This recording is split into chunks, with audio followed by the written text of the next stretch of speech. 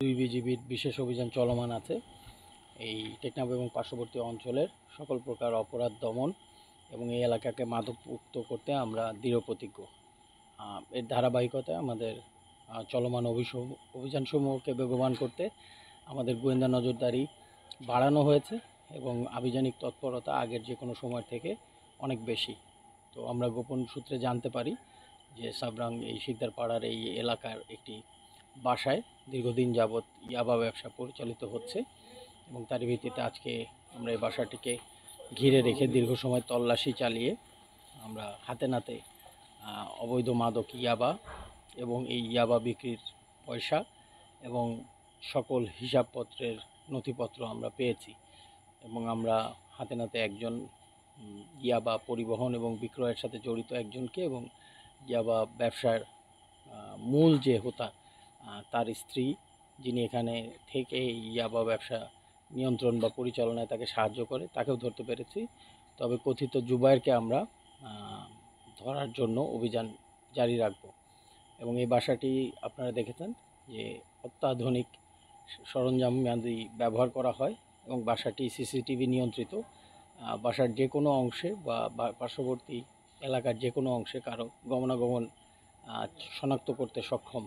তাদের এই প্রযুক্তির ব্যবহার ছাড়াও আমরা দেখেছি ওয়াকি টকি আছে তাদের কাছে, এই ওয়াকি টকির মাধ্যমেও তারা যোগাযোগ করে। প্রচলিত মুঠোফোন ব্যবহার না করে তারা ওয়াকি টকির মাধ্যমেই মূলত মাদকের এই ব্যবসা পরিচালনার বিষয়ে কার্যক্রম পরিচালনা করে, কথোপকথন বা যে কোনো যোগাযোগের ক্ষেত্রে। সেটাই আমরা দেখলাম। ইনশাল্লাহ আমরা এই অভিযানের থেকে প্রাপ্ত তথ্য এবং অন্যান্য আলামতসমূহ চুলচেরা বিশ্লেষণ করব এবং এই মাদক চক্রের শেষ গোড়া পর্যন্ত আমরা পৌঁছাবো অতি শীঘ্র। মাদক ব্যবসা পরিচালনা করতে হলে তাদের তো অবশ্যই সবসময় সতর্ক থাকতে হয়। এখানে আইন শৃঙ্খলা রক্ষাকারী বাহিনী সমূহ অত্যন্ত তৎপর। এই সিসিটিভি বা এই পর্যবেক্ষণ তাদেরকে সময় দেয় পালিয়ে যাওয়ার জন্য।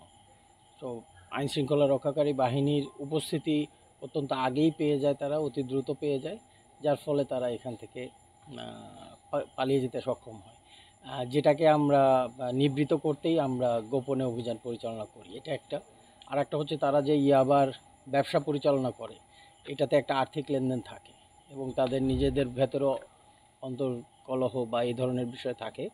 সো এই বিষয়গুলোকে তারা পর্যবেক্ষণ করতে বা নিজেদের নিরাপত্তা আরও বৃদ্ধি করতেও এ ধরনের বিষয়ে আশ্রয় নিয়ে থাকে। তবে আমরা চেষ্টা করব তাদের সিসিটিভিতে যে সকল তথ্য উপাত্ত আলামত পাবো সেগুলার বিশ্লেষণ সাপেক্ষে আমরা পরবর্তী অভিযানে যদি সেটা কাজে লাগে আমরা অবশ্যই কাজে লাগাবো। এই বাড়ি তল্লাশি করে আমরা এখন পর্যন্ত যেটা পেয়েছি সেটা হচ্ছে প্রায় 20,000 মতো ইয়াবা। একদম এখন পর্যন্ত যে কাউন্টিং চলছে তাতে 19,000 ইয়াবা পাওয়া গেছে। এছাড়াও ইয়াবার গুঁড়া পাওয়া গেছে। এছাড়াও দেশীয় অস্ত্র, ধারালো অস্ত্র পাওয়া গেছে। এছাড়াও আপনাদেরকে আগে বলেছি যে প্রযুক্তিগত বেশ কিছু বিষয়াদি সরঞ্জামাদি আমরা কালেক্ট করতে পেরেছি বা খুঁজে পেয়েছি। নগদ টাকার এটা কাউন্টিং চলছে। আমরা অভিযান শেষে আমরা প্রেস বিজ্ঞপ্তির মাধ্যমে আপনাদের সবাইকে যেই হিসাবের যে নথিপত্র ঘেটে আমরা যেটা পেয়েছি 3,87,00,000 টাকা বিক্রয়ের বা লেনদেনের একটা আমরা তথ্য প্রমাণ পেয়েছি। এখনও অভিযান চলমান আছে, আপনারা দেখেছেন। তো আমরা অভিযান শেষে আমরা সার্বিকভাবে যা পাওয়া গেল এটা আপনাদেরকে অতি শীঘ্রই জানাবো।